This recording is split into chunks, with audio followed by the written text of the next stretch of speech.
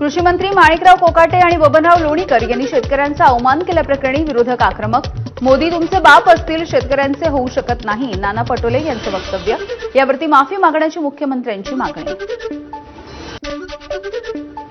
नाना पटोले यांच्याकडून राजदंड उचलण्याचा प्रयत्न, पटोलेंचे दिवसभरासाठी निलंबन.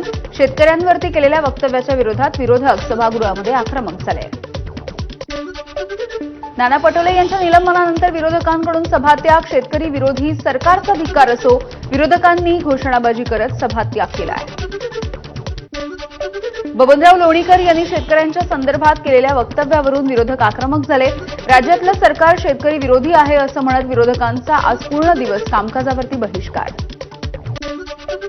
शेतकऱ्यांच्या समर्थनार्थ बोलेल त्याला निलंबित केलं जातं आणि विरोधात बोलणाऱ्यांचा सन्मान होतो. हे सरकार शेतकरी विरोधी आहे. नाना पटोले यांची निलंबनाच्या नंतर प्रतिक्रिया.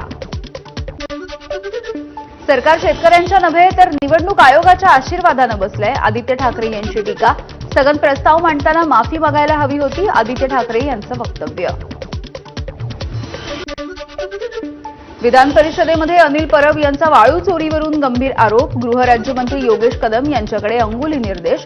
पुरावे असल्याचा अनिल परब यांचा दावा.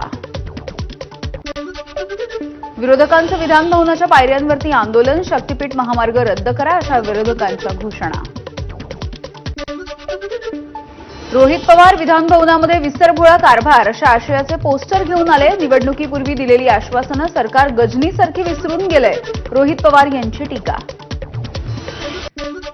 कंत्राटदारांची समृद्धी करण्याचा प्रयत्न केला जातोय, मात्र इतर लोकांचं काय, रोहित पवार यांचा सवाल. 85,000 कोटी शक्तीपीठ महामार्गाला, मात्र तरीसुद्धा शेतकऱ्यांचा विरोध असूनही रेटून नेलं जात आहे. शेतकऱ्यांना यामधून कर्जमाफी द्या, रोहित पवार यांची मागणी.